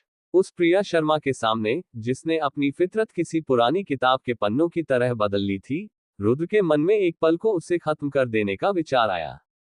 पर सालों की वह पुरानी दोस्ती और भाईचारा उसके दिल से इतनी जल्दी नहीं मिट पा रहा था, इसलिए वह चाहकर भी निर्दयी नहीं हो सका। प्रिया, आज मैं तुझे जिंदा छोड़ रहा हूं, लेकिन याद रखना, अगर दोबारा ऐसी हिमाकत की, तो तेरा अंजाम भी इस पत्थर की शिला जैसा होगा। रुद्र ने दहाड़ते हुए अपने हाथ में पकड़ा खंजर का आधा टुकड़ा पूरी ताकत से फेंका। वह खंजर बिजली की तरह कौंधा और 10 फीट दूर रखी अभ्यास वाली भारी शिला के आर पार हो गया। यह मंजर देखकर प्रिया की आंखें फटी की फटी रह गई और उसका कलेजा कांप उठा। क्या ये जानबूझकर अपनी ताकत छिपा रहा था? प्रिया के मन में एक पल को शक हुआ, पर उसने तुरंत उसे झुठला दिया। उसे लगा कि जिसका हक छीना गया हो और जिसका रिश्ता टूट गया हो, वह भला खुद का अपमान सहने के लिए नाटक क्यों करेगा। ये सोचकर उसका मन फिर से शांत हो गया। कचरा तो कचरा ही रहेगा। आज मुझे जाने दिया तो इसका पछतावा तुझे ही होगा। प्रिया ने गिरते पड़ते खुद को संभाला और अपने कपड़ों की धूल झाड़ते हुए खड़ी हो गई। निकल जाओ यहां से, दोबारा मुझे अपनी शक्ल मत दिखाना, रुद्र ने गुस्से में गरजते हुए कहा। सालों का वह लगाव एक वटी के आगे हार गया। इस हकीकत ने रुद्र को झकझोर दिया था। उसका दिल अब इस दुनिया की बेरुखी देखकर पूरी तरह ठंडा पड़ चुका था। प्रिया तिरस्कार से मुस्कुराए और कटे हुए बालों का गुच्छा लेकर लंगड़ाते हुए आंगन से बाहर निकल गई। उसे आदित्य राठौर से इनाम मांगने की जल्दी थी। एक बार आत्मनिर्माण वटी मिल जाए तो मेरी शक्तियां समय से पहले जाग जाएंगी। फिर मुझे इस कचरे से डरने की जरूरत नहीं होगी। घायल होने के बावजूद प्रिया मन ही मन बहुत खुश थी। तेजपुर शहर जैसे छोटे से ठिकाने में आत्मनिर्माण वटी बहुत कीमती चीज थी। राठौर जैसा रईस खानदान भी साल में ऐसी गिनी चुनी वटियां ही बना पाता था। आत्मनिर्माण वटी। रुद्र ने गहरी सांस छोड़ते हुए अपने कान की लौ को छुआ। वह ये देखकर हैरान रह गया कि इतनी जल्दी उसका घाव भरने लगा था। क्या ये भी उस जीवन मोती का असर है? रुद्र अचंभित था। आमतौर पर ऐसी खरोंच को पूरी तरह ठीक होने में 2-3 दिन लगते थे, पर यहां तो खून सूख चुका था और दर्द भी लगभग गायब था। रुद्र ने चैन की सांस ली, पर अचानक उसके चेहरे के भाव बदल गए। बड़ा खतरा टल गया। शुक्र है प्रिया ने खंजर पर जहर नहीं लगाया था, वरना मेरा बचना मुश्किल था। रुद्र की आंखों में खौफ की एक लकीर दौड़ी। उसे एहसास हुआ कि दुनिया कितनी जालिम है और उसकी चौकसी अभी भी बहुत कम है। कुछ देर बाद रुद्र का मन शांत हुआ। जो मुझे नहीं छेड़ेगा, मैं उसे कुछ नहीं कहूंगा, पर जिसने मुझे छेड़ा, उसे मैं 100 गुना बदला वापस दूंगा। रुद्र ने अपने वस्त्र ठीक किए और तेजी से औषधि कक्ष की ओर बढ़ गया। तेजपुर शहर के हर बड़े परिवार का अपना एक औषधि कक्ष होता था। राठौर परिवार का ये कक्ष एक 2 मंजिला इमारत थी, जहां से परिवार के सभी सदस्यों को दवाइयां दी जाती थीं। नीलगिरी साम्राज्य में औषधि बनाने वाले वैद्यों का स्थान योद्धाओं से भी ऊंचा माना जाता था। औषधि कक्ष की रखवाली करने वाले वैद्य मुकुंद परिवार के इकलौते औषधि निर्माता थे। जैसे ही रुद्र वहां पहुंचा, वहां मौजूद शिष्यों की नजरों में नफरत और तिरस्कार साफ दिख रहा था। जो सुबह तक उसे झुककर सलाम करते थे, वे अब उसे देखकर रास्ता काट रहे थे। दुनिया की रीति यही है, जब तक चमकोगे, सब साथ है। रुद्र ने उन पर ध्यान नहीं दिया। अनन्या के धोखे के आगे इन लोगों की नफरत कुछ भी नहीं थी। अरे देखो, ये कचरा यहाँ क्या कर रहा है?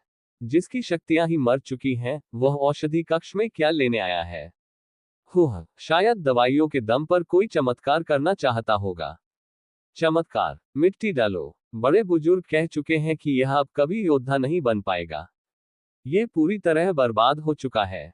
कुछ लोग ठहाके लगाते हुए वहां से निकल गए। रुद्र सीधा काउंटर पर पहुंचा और वैद्य मुकुंद को सम्मान के साथ प्रणाम किया। प्रणाम वैद्य जी, मैं अपने अभ्यास के लिए औषधि लेने आया हूँ। उसकी आवाज सुनते ही वहां खड़े अन्य रईस लड़के मुड़े और नफरत भरी हंसी हंसने लगे। अरे, ये तो हमारे खानदान का महान जीनियस है। क्यों रुद्र, जब तेरी रगों का खून ही ठंडा पड़ चुका है, तो इन कीमती दवाइयों को बर्बाद क्यों कर रहा है? सही कहा, तेरे जैसे अयोग्य इंसान पर ये दवाइयां खर्च करना पाप है।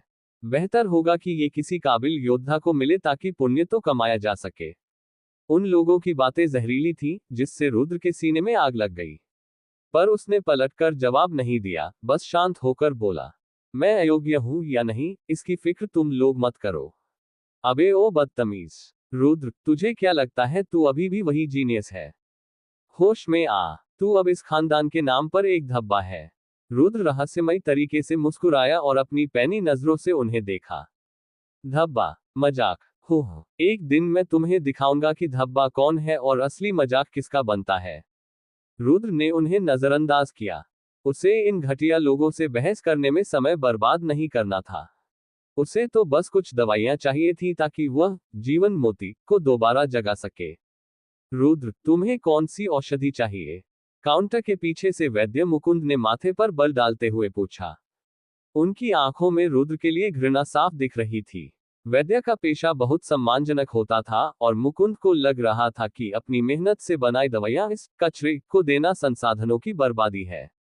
जैसे ही रुद्र ने कदम रखा था, मुकुंद ने मन बना लिया था कि वह उसे खाली हाथ ही लौटाएगा। अध्याय 8, श्रेष्ठ एंटरप्राइजेस।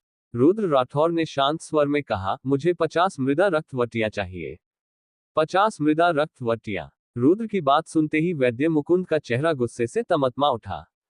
उनके माथे पर तेवर चढ़ गए और आंखों में ऐसी नफरत उतरी मानो अभी खून टपक पड़ेगा। रुद्र, क्या तुम्हारा दिमाग ठिकाने है? तुम्हें 50 मृदा रक्तवटियां चाहिए?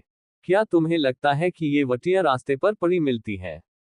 वैद्य मुकुंद की आवाज में जहर घुला था। अगर रुद्र अभी भी वही पुराना जीनियस होता, तो मुकुंद बिना एक शब्द बोले वटियां उसके चरणों में रख देता। पर अब रुद्र न केवल एक कचरा घोषित हो चुका था, बल्कि उसने बड़े बुजुर्ग भैरव राठौर से भी दुश्मनी मोल ले ली थी। ऐसे में उसे खानदान में टिकने दिया जाएगा या नहीं, यही एक बड़ा सवाल था। परिवार के इकलौते औषधि निर्माता होने के नाते मुकुंद को अब रुद्र से तमीज से बात करने की कोई जरूरत महसूस नहीं हो रही थी। रुद्र ने गहरी सांस ली।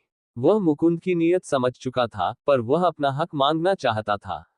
अगर मेरी याददाश्त सही है, तो पिछले 3 सालों में मैंने जितने राक्षसों का शिकार करके खानदान में जमा किया है, उसके बदले मुझे कम से कम 100 मृदा रक्तवटियां मिलनी चाहिए, है ना?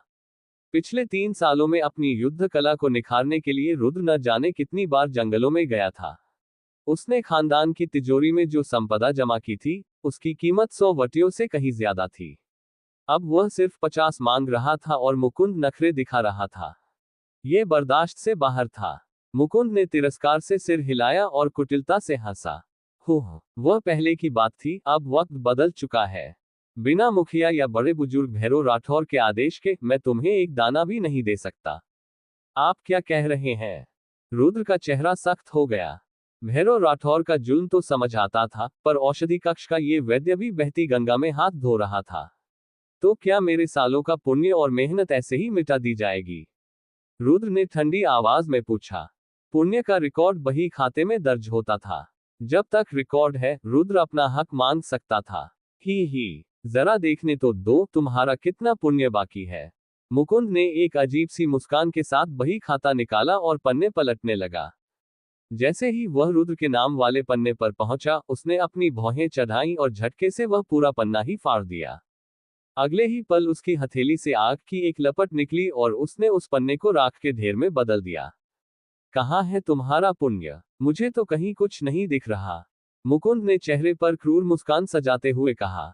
औषधि कक्ष मुकुंद का इलाका था, यहाँ उसकी मर्जी के बिना पत्ता भी नहीं हिलता था।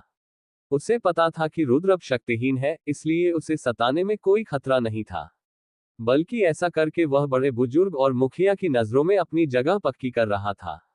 यह सरासर अन्याय था, सरेआम लूट थी। मुकुंद की इस नीच हरकत को देखकर रुद्र का खून खौल उठा। उसे समझ आ गया कि यहाँ उसे कुछ नहीं मिलने वाला। उसकी सालों की मेहनत पल भर में राख कर दी गई थी। वैद्य मुकुंद, आपकी चालें वाकई काबिले तारीफ है, रुद्र ने दांत पीसते हुए कहा। सालों की मेहनत का ऐसा सरेआम कत्ल देखकर किसी का भी आपा खोना लाजमी था। अबे ओ नालायक, तेरी हिम्मत कैसे हुई मेरा नाम लेने की? मुकुंद दहाड़ा। उसने अपनी आत्मनिर्माण स्तर की शक्ति का दबाव रुद्र पर डालना चाहा, पर उसे ताज्जुब हुआ कि रुद्र उसकी आंखों में आंखें डालकर खड़ा रहा। उस पर मुकुंद के दबाव का कोई असर नहीं हुआ। कुछ देर के टकराव के बाद मुकुंद ने तिरस्कार से सिर हिलाया। हो, एक कचरे के मुंह लगना ही मेरी बेवकूफी है। मेरा दिल बड़ा है, इसलिए तेरी इस बदतमीजी को माफ कर रहा हूं। पर याद रखना, अगर दोबारा ऐसी कोशिश की तो अंजाम बुरा होगा। अब दफा हो जाओ मेरे औषधि कक्ष से। बात खत्म हो चुकी थी। अब बहस करने का कोई फायदा नहीं था। वैद्य मुकुंद, तुमने आज जो किया है उसका पछतावा तुम्हें बहुत जल्द होगा। रुद्र मुड़ा और बिना पीछे देखे बाहर निकल गया। हो, कचरा है पर नखरे देखो। वैद्य जी, आपने सही किया। ऐसे अयोग्य लोगों के साथ ऐसा ही सलूक होना चाहिए।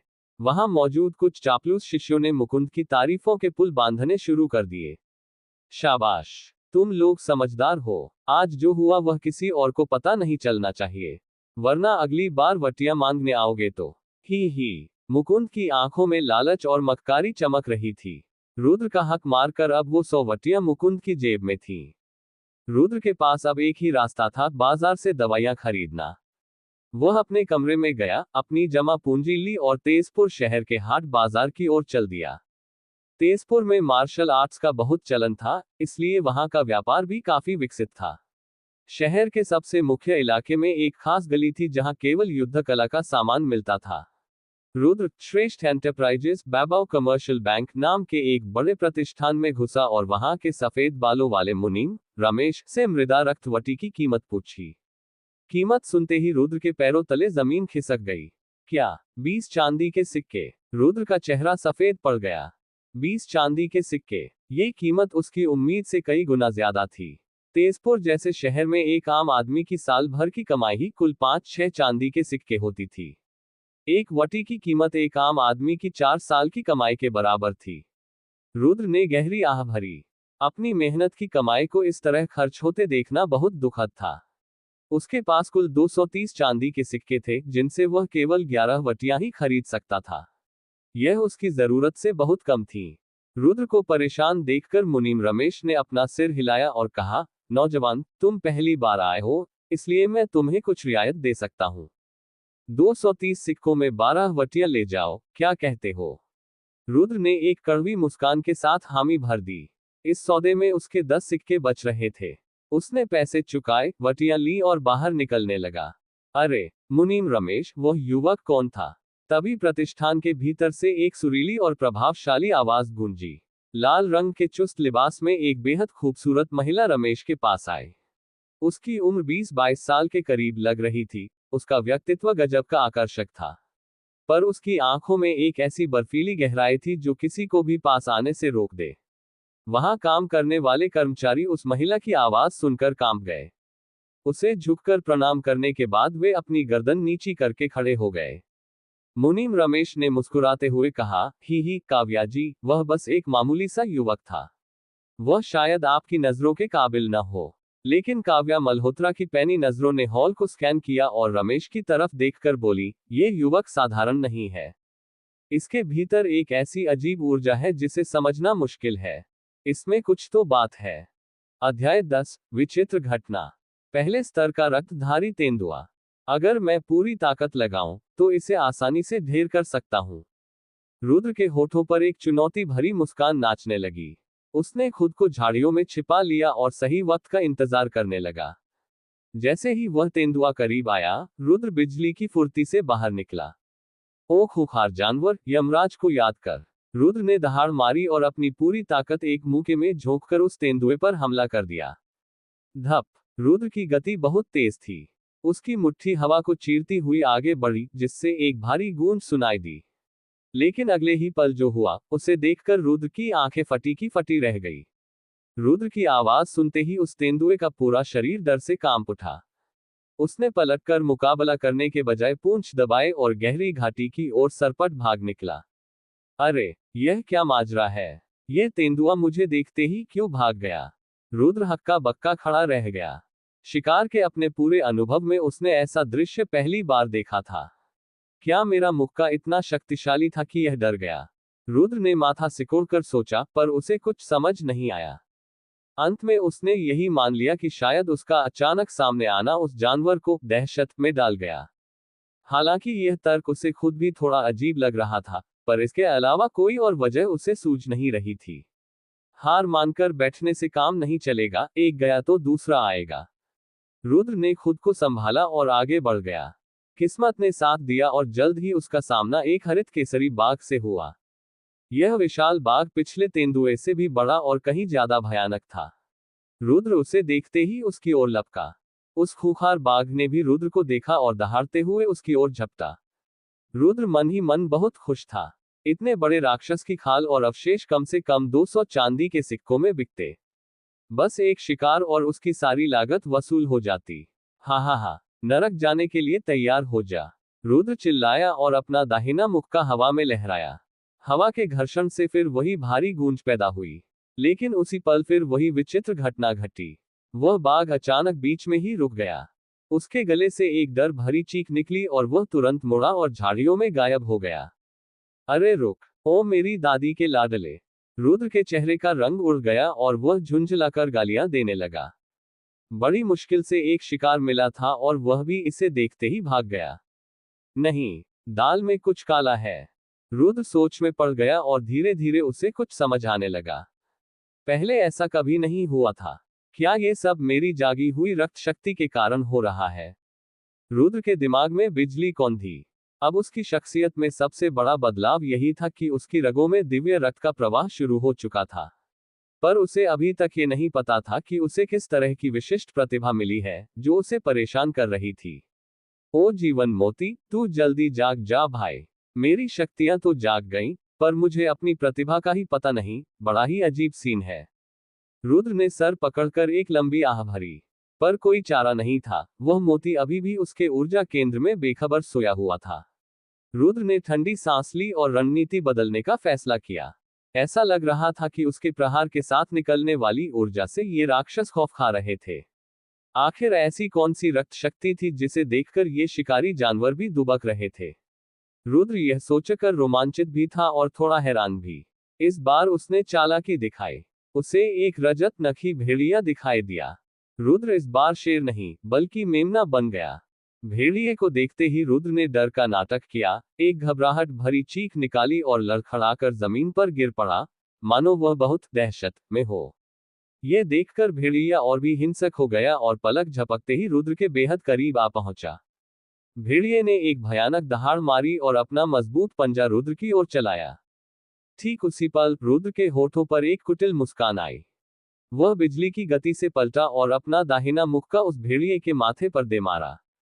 भेड़िया सन रह गया। हालांकि उसे खतरे का एहसास हुआ, पर तब तक बहुत देर हो चुकी थी। रुद्र की मुट्ठी एक तेज आंधी की तरह आई और भेड़िए की खोपड़ी के परखच्चे उड़ गए। हा हा हा, काम बन गया। रुद्र अपनी चतुराई पर बहुत खुश था। उसके इस मुक्के की ताकत 3500 किलोग्राम थी। यह ताकत आत्मनिर्माण स्तर के किसी आम योद्धा से कहीं ज्यादा थी, यहां तक कि ये दूसरे स्तर के योद्धा की बराबरी कर रही थी। अविश्वसनीय, मेरी ताकत इतनी बढ़ चुकी है। रुद्र ने एक गहरी सांस ली। उसे लगा कि अगर वह इसी तरह अभ्यास करता रहा, तो 1 साल बाद अनन्या वर्मा को हराना मुमकिन है। पर वह जानता था कि अनन्या अब आत्मा खड्ग अकादमी में है, जहां उसे बेहतरीन गुरु और संसाधन मिलेंगे। वह भी हाथ पर हाथ धरकर नहीं बैठी होगी। ये सोचकर रुद्र का जोश थोड़ा शांत हुआ और वह फिर से गंभीर हो गया। उसने खंजर से उस भेड़िए के अवशेष और कीमती अंग निकाले और उन्हें अपनी संग्रहण थैली में डाल लिया। ये थैली उसके पिता की आखिरी निशानी थी। छोटी होने के बावजूद इसमें काफी जगह थी, पर वह भेड़िए का पूरा शरीर उसमें नहीं डाल सकता था। काश मेरे पास कोई बहुत बड़ी जादुई थैली होती, रुद्र ने अफसोस जताया। उसे कीमती अंगों को चुनना पड़ा और बाकी शरीर को वहीं छोड़ना पड़ा। जैसे जैसे दिन ढला, रुद्र का हाथ साफ होता गया। एक ही दिन में उसने 7 राक्षसों का शिकार किया। रात होने पर वह एक ऊंचे पहाड़ की प्राकृतिक गुफा में जा पहुंचा। शक्तियां जागने के बाद उसे थकान का एहसास ही नहीं हो रहा था। गुफा का द्वार एक बड़े पत्थर से बंद करके रुद्र ध्यान लगाकर बैठ गया। उसने दिन में खरीदी हुई मृदा रक्तवटियां निकाली और उनका सेवन शुरू किया। उसे ये देखकर बड़ा अचरज हुआ कि वह औषधि को कितनी तेजी से पचा रहा था। एक वटी को पचाने में उसे एक अगरबत्ती के जलने से भी कम समय लगा। यह तो बहुत तेज है, रुद्र हैरान था। आमतौर पर आत्मनिर्माण के पहले स्तर का योद्धा एक वटी पचाने में पूरा 1 घंटा लगाता है। यहां तक कि दूसरे या तीसरे स्तर के योद्धा को भी आधा घंटा लगता है। पर रुद्र यह काम मिनटों में कर रहा था, यानी आम योद्धा से 4-5 गुना तेज। तभी उसने अपने शरीर के भीतर मौजूद जीवन मोती में कुछ हलचल महसूस की। अध्याय 11 जागरण। अभी जो औषधीय शक्ति रुद्र पचा रहा था, उसका एक हिस्सा उसकी रक्त शक्ति और ऊर्जा केंद्र में समा गया और दूसरा हिस्सा चुपचाप उस जीवन मोती जीवन बीज ने सोख लिया। लेकिन इस पल भी जीवन मोती पूरी तरह से जागा नहीं था, बस उससे निकलने वाली रोशनी थोड़ी और तेज हो गई थी। तुम्हें जगाने के लिए आखिर कितनी औषधि की जरूरत है? रुद्र ने अपनी बची हुई 11 वटियों की ओर देखते हुए माथे पर बल डाला। उसे शक होने लगा था कि कहीं ये सारी वटियां खत्म होने के बाद भी वह मोती न जागा तो बड़ी निराशा होगी। पर अब वह रुक नहीं सकता था। भले ही मोती जागे या न जागे, उसे अपनी ताकत तो बढ़ानी ही थी। जल्द ही रुद्र ने अपने मन की सारी उलझनों को झटक दिया और एक एक करके मृदा रक्तवटियों को पचाना शुरू किया। इसके परिणाम ने उसे और भी ज्यादा चौंका दिया। जैसे जैसे वह आगे बढ़ता गया, वटियों को पचाने की उसकी गति और भी तेज होती गई। पहले जिस काम में एक अगरबत्ती के जलने जितना समय लगता था, अब वह उसका आधा भी नहीं ले रहा था। ये गति उसी के स्तर के अन्य योद्धाओं से 10 गुना ज्यादा थी। रुद्र सन्न रह गया। जब सारी वटियां खत्म हो गईं, तो उसने फिर से अपनी आंखें बंद की और अपने भीतर मौजूद उस बैंगनी मोती को देखा। इस बार वह जीवन मोती धीरे धीरे घूमने लगा था और उसके पूरे अस्तित्व से एक जादुई दिव्य प्रकाश फूट रहा था। अद्भुत! रुद्र खुशी से झूम उठा। हालांकि वह रोशनी बहुत ज्यादा चकाचौंध करने वाली नहीं थी, लेकिन ये साफ था कि मोती अब अपनी असली अवस्था में लौटने लगा है। कुछ पल सोचने के बाद उसने बड़ी सावधानी से अपनी रक्त शक्ति को उस बैंगनी मोती की ओर धकेला। खून! एक जादुई गूंज के साथ रुद्र के दिमाग में चक्कर आने लगा। उसने अनजाने में अपनी आंखें बंद कर ली और जब दोबारा आंखें खोली, तो वह एक धुंधले और रहस्यमय शून्य में खड़ा था। ये कौन सी जगह है? रुद्र की आंखें फटी की फटी रह गईं, उसका दिल धड़कने लगा। चारों तरफ सिर्फ धुंधलका था, जिसका कोई अंत नहीं दिख रहा था। क्या यह उस जीवन मोती के भीतर की दुनिया है? रुद्र को अचानक एहसास हुआ कि वह कहाँ है। पर इस अनंत और रहस्यमय जगह ने उसे फिर भी अचंभित कर दिया। तभी उस खामोशी को चीरती हुई एक मधुर स्त्री की आवाज गूंजी। जीवन लोक में आपका स्वागत है, मेरे स्वामी। कौन है वहां? कौन बोल रहा है? रुद्र चौंक गया, पर उसे दूर दराज तक कोई दिखाई नहीं दिया। स्वामी, आपको खोजने की जरूरत नहीं है। मैं इस जीवन लोक की क्षेत्र शक्ति हूँ। मेरा कोई शरीर नहीं है, आप केवल मेरी आवाज सुन सकते हैं। उस सुरीली आवाज ने रुद्र की शंकाओं को थोड़ा कम किया। जीवन लोक, क्षेत्र शक्ति। रुद्र गहरे विचार में डूब गया। इस जीवन मोती के भीतर का ये संसार ही जीवन लोक है। यह मोती एक अनोखा खजाना है, जिसमें असीम स्थान है, लेकिन अभी आपकी शक्ति के अनुसार इसका बहुत छोटा हिस्सा ही खुल पाया है। उस आवाज ने रुद्र को मोती के बारे में बताना जारी रखा। ये जीवन मोती असल में प्राचीन काल के सेवेज ब्लड ड्रैगन के हृदय की मणि से बना है, जिसमें उस आदि ड्रैगन के रक्त की एक बूंद समाहित है। हजारों सालों के बीतने के बाद वह रक्त शक्ति कमजोर पड़ चुकी थी, लेकिन रुद्र के लिए यह भी किसी चमत्कार से कम नहीं थी। रुद्र के अपने रक्त ने उस आदि ड्रैगन की ऊर्जा को पहचाना, और बदले में उस ऊर्जा ने रुद्र की सोई हुई शक्तियों को जगा दिया। तो ये बात है। उस क्षेत्र शक्ति की बातें सुनकर रुद्र ने एक लंबी और गंभीर सांस ली। साथ ही वह थोड़ा उदास भी हुआ कि यह जादुई मोती अभी पूरी तरह से ठीक नहीं हुआ है। मेरी माँ को यह मोती कहाँ से मिला होगा? क्या उन्होंने जानबूझकर यह मेरे लिए छोड़ा था या बस एक निशानी के तौर पर? रुद्र के मन में ढेरों सवाल थे। उसे अब कुछ और पूछने की जरूरत नहीं थी। वह समझ चुका था कि यह मोती कोई मामूली चीज नहीं बल्कि दुनिया का सबसे बड़ा खजाना है।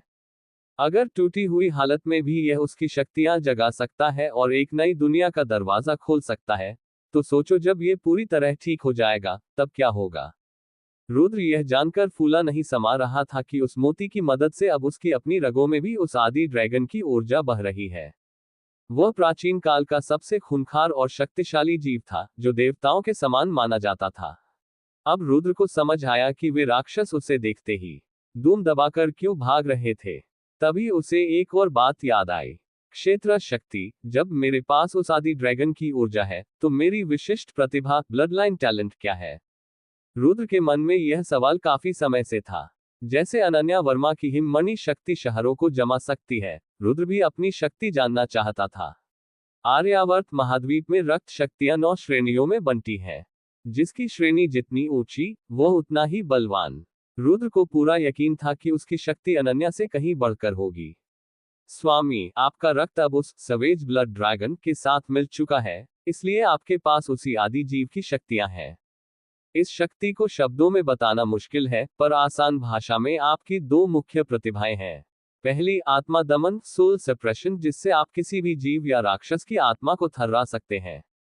और दूसरी रक्त भक्षण, ब्लड डिवाउरिंग, जिससे आप दूसरों की शक्ति सोख सकते हैं। आत्मा दमन, रक्त भक्षण। रुद्र सन्न रह गया। उसकी शंका अब यकीन में बदल चुकी थी। वे राक्षस जो उसे देखकर भाग रहे थे, वे इसी आत्मा दमन के कारण खौफ में थे। पर यह रक्त भक्षण क्या है? रुद्र उलझन में था। जब उसके पास पहले से ही इतनी बड़ी शक्ति है, तो उसे दूसरों का रक्त सोखने की क्या जरूरत? स्वामी, अभी आपके भीतर उस आदि ड्रैगन की शक्ति का बहुत छोटा हिस्सा है। आप अभी असली सवेज ब्लड ड्रैगन नहीं बने हैं। जब आप अन्य शक्तिशाली जीवों का रक्त सोखेंगे, तभी आपके भीतर का वह ड्रैगन पूरी तरह विकसित हो पाएगा, क्षेत्र शक्ति ने बड़े धैर्य से समझाया। रुद्र की आंखें चमक उठी। मैं समझ गया। यानी राक्षसों का रक्त सोखकर ही मेरी अपनी शक्ति और ऊंचाइयों तक पहुंच पाएगी। बिल्कुल, जैसे जैसे आपकी शक्ति बढ़ेगी, ये जीवन लोक और भी खुलता जाएगा और इसके नए नए चमत्कार आपके सामने आएंगे। रुद्र कुछ देर सोचता रहा और फिर बोला, आत्मा दमन तो मैं समझ गया, पर इस रक्त भक्षण का इस्तेमाल कैसे करना है? क्या इसका कोई मंत्र है? कोई मंत्र नहीं है स्वामी। ये शक्ति आपके रक्त में समा चुकी है, बस आपको पूरे ध्यान के साथ इसे महसूस करना है। इतना आसान। रुद्र दंग रह गया। क्षेत्र शक्ति ने इसके बाद कुछ नहीं कहा और वह आवाज धीरे धीरे शांत हो गई। रुद्र के मन में अभी और भी सवाल थे, पर फिलहाल उसे रास्ता मिल चुका था। एक पल बाद रुद्र का ध्यान उस जीवन लोक से हटा और वह वापस अपनी गुफा में लौट आया। उसका शरीर हल्का सा कांपा और वह वास्तविकता में वापस आ गया। उस रक्त भक्षण वाली शक्ति के बारे में सोचकर वह थोड़ा परेशान भी था और उत्साहित भी। अगर मुझे ये पहले पता होता, तो मैं आज मारे गए राक्षसों पर इसे आजमा सकता था। पर अभी भी देर नहीं हुई थी। वह अभी काल्धनवन पर्वतमाला में ही था और उसके पास अपनी इस नई खौफनाक शक्ति को आजमाने के लिए ढेर सारा समय और शिकार मौजूद थे। अध्याय 12, महाउच्छाल। अगली सुबह तड़के ही रुद्र राठौर ने अपनी गुफा छोड़ी और काल्धनवन पर्वतमाला के घने जंगलों में राक्षसों का शिकार करने निकल पड़ा। जीवन लोक के भीतर अब असीमित स्थान है। अब चाहे कितने भी राक्षस मारूं, उन्हें रखने की चिंता करने की जरूरत नहीं है। रुद्र के चेहरे पर एक विजयी मुस्कान थी। हालांकि उसके मन में एक हल्की सी टीस भी थी। वह 12 मृदा रक्त वटियां पूरी तरह पचा चुका था, फिर भी उसके स्तर में कोई बड़ा उछाल नहीं आया था। उसकी रक्त शक्ति तो बढ़ी थी, पर आत्मनिर्माण स्पिरिट बिल्डिंग के दूसरे चरण तक पहुंचने के लिए अभी भी एक गहरी खाई पार करना बाकी था। अगर उस नीच वैद्य मुकुंद ने मेरा हक न मारा होता और मुझे वो 50 वटियां मिल गई होती, तो अब तक मैं दूसरे स्तर को पार कर चुका होता। मुकुंद, तेरा हिसाब मैं जल्द ही चुकता करूंगा। रुद्र ने दांत पीसते हुए खुद से वादा किया और घने जंगल की ओर दौड़ लगा दी। बाघ का चेहरा, पहली आजमाइश, हरित केसरी बाघ। जंगल की गहराइयों से एक भयानक दहाड़ गूंजी। रुद्र की नजरों के सामने एक विशाल हरित केसरी बाघ, ग्रीन मेन टाइगर, आ खड़ा हुआ। यह दूसरे स्तर का राक्षस था, जिसकी ताकत इंसानी योद्धाओं के दूसरे चरण के बराबर थी। रुद्र ने क्षेत्र शक्ति के बताए अनुसार अपनी रक्त ऊर्जा को काबू में किया ताकि यह बाघ उसे देखते ही डरकर न भाग जाए। जैसे ही वह बाघ झपटा, रुद्र बिजली की तरह हवा में उछला। धप! रुद्र का मुक्का सीधे उस बाघ की खोपड़ी पर लगा। हवा के घर्षण से ऐसी आवाज आई मानो कोई धमाका हुआ हो। उस एक मुक्के में 4000 किलोग्राम की प्रचंड ताकत थी। बाघ के मुंह से एक दर्दनाक चीख निकली और वह जमीन पर जा गिरा। उसकी आंखों में रुद्र के लिए साफ खौफ दिख रहा था। वह उठकर भागने की कोशिश करने लगा। अरे, अभी तो मैंने अपनी असली शक्ति दिखाई भी नहीं और तू दुम दबाकर भागने लगा। रुद्र हंसा। उसे खुद ताज्जुब हुआ कि उसकी ताकत अब तीसरे स्तर के योद्धा के करीब पहुंच रही थी। रुद्र ने भागते हुए बाघ को एक झटके में पकड़ा और उसके सिर के परखच्चे उड़ा दिए। रक्त भक्षण, ब्लड डिवाउरिंग का चमत्कार। रुद्र ने उस बाघ के शरीर पर अपनी हथेली रखी और अपनी विशेष प्रतिभा, रक्त भक्षण, को सक्रिय किया।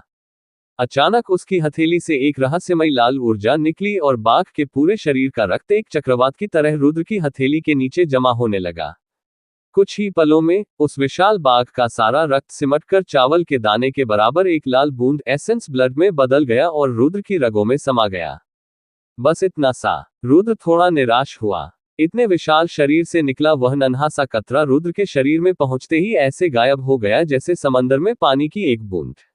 उसे एहसास हुआ कि उसके भीतर जो आदि ड्रैगन की शक्ति है, वह इतनी महान है कि उसे तृप्त करने के लिए ऐसे हजारों राक्षसों की जरूरत पड़ेगी। रॉकेट अविश्वसनीय प्रगति, 10 दिनों का तांडव। रुद्र ने रुकने का नाम नहीं लिया। अगले कुछ दिन कालधनवन पर्वतमाला के उन राक्षसों के लिए काल बनकर आए। 3 दिन बाद रुद्र आत्मनिर्माण के दूसरे चरण पर पहुंच गया। 5 दिन बाद उसने तीसरे चरण की दहलीज पार कर ली। 10 दिन बीतते बीतते वह एक और बड़ी छलांग लगाकर चौथे चरण, 4th लेवल पर पहुंच चुका था। अब रुद्र की हालत पहले जैसी नहीं थी। उसकी गति पहले से दोगुनी हो चुकी थी और उसके मुक्कों की ताकत 16,000 किलोग्राम तक पहुंच गई थी। आई इंटेलिजेंस नोट: 16,000 किलो की यह ताकत किसी सामान्य योद्धा के छठे चरण, 6th लेवल के बराबर होती है।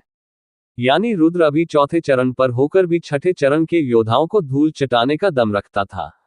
एक नई चुनौती। रुद्र अब जंगल के उस हिस्से में था जहां पेड़ और भी घने थे और हवा में खतरा साफ महसूस हो रहा था। तभी पूरे जंगल को कपा देने वाली एक महादहाड़ गूंजी। सैकड़ों पक्षी डरकर आसमान की ओर उड़ गए। यह दहाड़ किसी मामूली जीव की नहीं, बल्कि एक 7वें स्तर, लेवल 7 के महाराक्षस की थी। रुद्र की आंखों में एक अजीब सी चमक आई। उसकी रगों में बहता ड्रैगन का रक्त जैसे इस चुनौती को पाकर उबलने लगा। क्या रुद्र इस महाराक्षस का सामना कर पाएगा जिसकी ताकत 7वें चरण के योद्धा के बराबर है? डिस्क्लेमर: इस वीडियो में बताई गई वेब नॉवेल हमारी स्वयं की रचना नहीं है। इसके सभी कॉपीराइट और अधिकार मूल लेखक एवं प्रकाशक के पास सुरक्षित है। हम केवल एक्सप्लेनेशन, समरी, रिव्यू प्रदान करते हैं, केवल मनोरंजन और शैक्षिकी उद्देश्य से। अगर आपको वीडियो पसंद आए तो चैनल को सब्सक्राइब करें, वीडियो को लाइक करें और अपने दोस्तों के साथ शेयर करना न भूलें।